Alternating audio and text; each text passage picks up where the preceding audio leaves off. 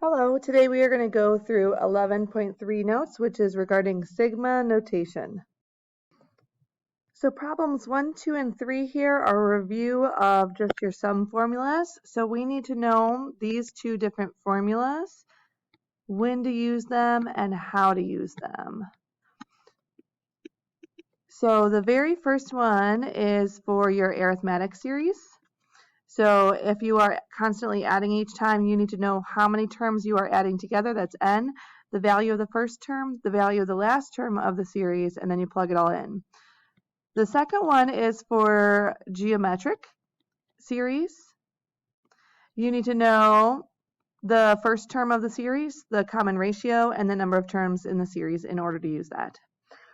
So problem number 1 over here is adding together the first 300 even natural numbers, so 2, 4, 6, all the way out to the 300th number.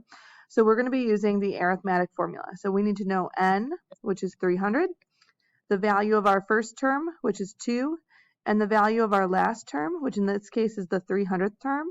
So we can either kind of figure it out, or you could write a rule where each of these to find the value of the term is just 2 times the number of the term. So the 300th term would be 600.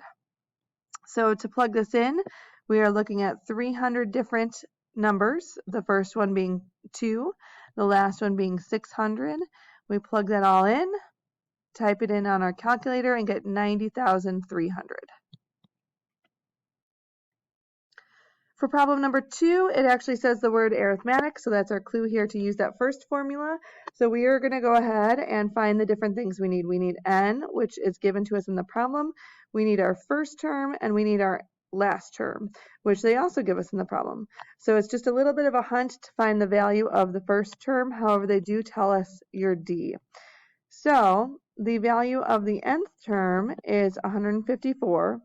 We don't know the first term, but we're going to use the n minus 1 times d formula here, where n is 19, and your common difference here is 8 to solve backwards for your first term. And you're going to do 18 times 8 and subtract that over to the other side, so your first term here should be 10. Once you know what your first term is, you plug that in.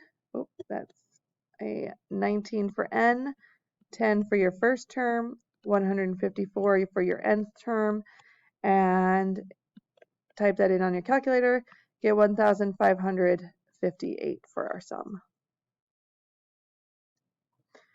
Number 3 here says find the sum of the first 10 terms. So right off the bat here, you know n is going to equal 10.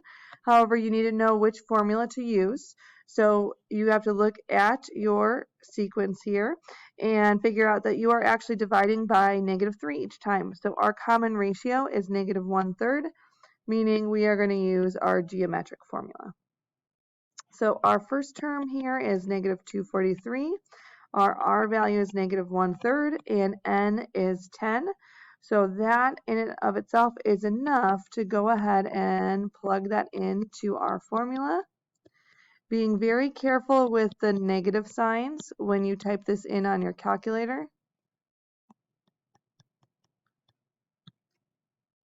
So you cannot change the minus the negative in the numerator to a plus. That does not work. You have to do -1/3 to the 10th power and do 1 minus that. So you should get -14,762 over 81, or as a decimal, about 182.2469. So that's just a quick recap of all of your different sum formulas. We are going to need to use those sum formulas moving forward when we start talking about this notation.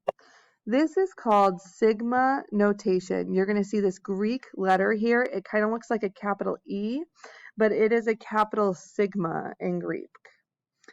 When you see that, you are immediately needing to think that this is a series, which means take the sum. So we see that Greek sigma, we say, okay, we're going to add things together, but we also need to know what we are adding together. So the number on the bottom is telling you which term to start on. So this one says start with a sub 1. The part on the top is telling you where to end. So this is saying end with a sub 5. And this is telling you what we're actually adding together. That's the rule. So for this one, it's kind of like saying a sub n equals 3n. Add the first through the fifth term. So there's two different ways to think about this. The first way is to actually figure out what is my first, what is my second, third, fourth, and fifth term, and then add them all together. And that's what this is showing up above here. So this 1, 3 times 1 is my first term. 3 times 2 is my second term. My third term, fourth term, and fifth term. And then you just add them all together.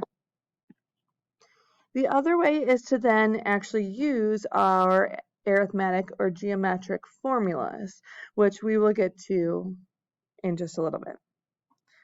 So let's actually go ahead and do one where we actually want to find each term individually and add them together. So this is saying add the 0th through the third term. So we actually need to find a sub 0, a sub 1, a sub 2, and a sub 3 and actually figure out what our total is. So we're going to go ahead and plug in 0 for k to find our 0th term, and we get 1 over 1, which is 1. A sub 1 is plugging in 1 for k, so 1/2. A sub 2, you plug in 2 for k, and you get 1/3. And finally, a sub 3, you plug in 3 for k to get 1/4. So that's what this sigma notation here looks like. So you are adding the first, second, third, and fourth term, or 0, first, second, and third term together. And you can actually do the math and actually just add those together to get 25 over 12. But this is asking like what this notation means. And this is actually what it's saying. Add those all together. Okay. So now we're going to practice writing things in sigma notation so we're a little bit more used to it. So we notice all of these here are adding. So we are going to be doing sigma to show that we are adding these together. When you're given just a list of numbers, you have to assume that you're starting with the first term. So down here we're going to show n equals 1, 2, 3, 4, 5 different terms together. Then you need to figure out the rule for this. So in order to write the rule, it's either arithmetic, geometric, or neither. In this case here, you can see that it's going up by 2 each time. So our slope here is 2, and our 0th term would have been -5. So we're just going to write the 2n minus 5 part as our rule. So those 5 numbers being added together is represented by this in sigma notation. So let's try the next one. The sum means sigma of the first 4 terms means we're starting at our first and going to our fourth. And they're actually telling us the rule here, 5n minus 1. That's the mathematical rate of writing that. For C, we can see that we are adding them all together. So it's sigma n equals 1, 2, 3, 4, 5. First 5 terms. However, this is not arithmetic or geometric. So the rule is not exactly going to follow the arithmetic rules or geometric rules that we've had in the past. However, I notice that all of my numerators here are 1. And I do notice this arithmetic pattern in the denominator where everything's going up by a factor of 3. And if I go back a term, it would have been a -1 for the prior fraction's denominator. So I can still write my rule like that, incorporating an aspect of the arithmetic series, even though the whole thing wasn't arithmetic. This is what that would be.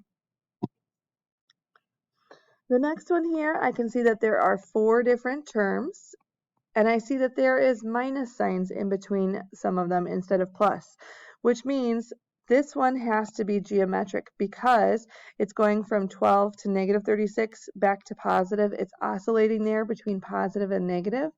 And our R value here would be -3.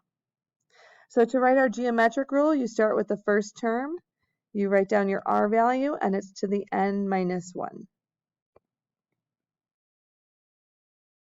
So that's all great with everything. Now we can actually write things in sigma notation. So now what we want to do is we want to be given sigma notation and actually figure out what this equals. So this problem would be a really long problem if we actually had to write out all 6, 7, 8, 9, 10, all the way through the 43rd term. So we need a different way to do this. So in order to actually figure out what this equals, we first have to ask ourselves if it's arithmetic, geometric, or neither. If it's neither, we have to add by hand. If it's arithmetic or geometric, we have formulas for those ones, so we can actually use those formulas. So this rule here is an arithmetic formula because it's in slope-intercept form, which means to use our arithmetic formula, we need to know how many terms, what is the first term, the last term, and then we can plug them all in. So in order to identify this, the first term here is not actually a sub 1 because this is saying start at 6.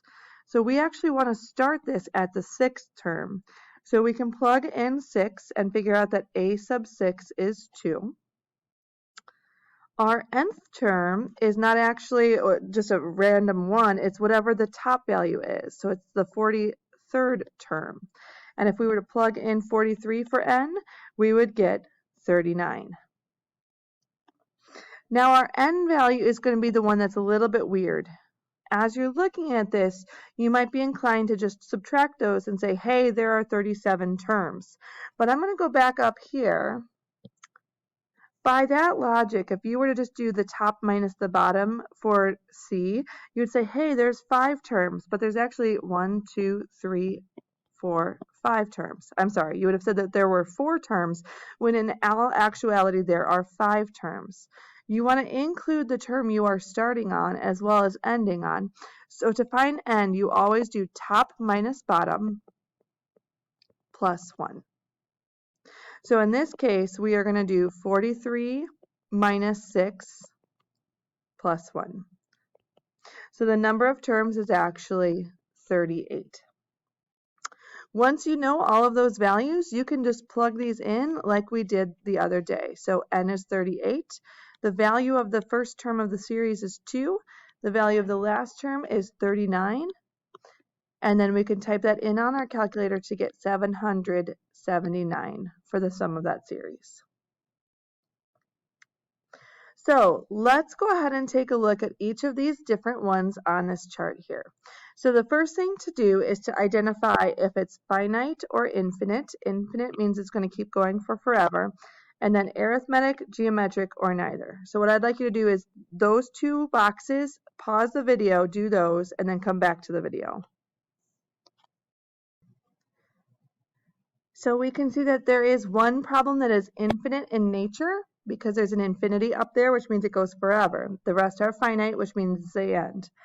We can see we have 2 arithmetic because they are slope-intercept form, and we have 2 that are geometric, and then we have this one here that's n squared, which is nothing. So if it is arithmetic, you are going to need to know 2 things, or 3 things. You need to know n, a sub 1, and a sub n. So for the 2 that are arithmetic, I'd like you to go ahead and identify n, a sub 1, and a sub n. Go ahead and pause the video and figure out what those values are in those cases. So we have n is 13 because we do top minus bottom plus 1 to get n. 51 and 111 are the first and last terms of this one. And then over here you can see 40, negative 32, and negative 149. If we can identify those values, that means we can actually go ahead and throw those all into our sum formula. So 13, 51, 111, and then this one was 40, negative 32, negative 149. And then we can actually go ahead and type those in on our calculators to get our sums. So 1,053, and then negative 3,620. For the geometric ones and the one that was neither, we'll go ahead and show that in another short video right after this. Thanks.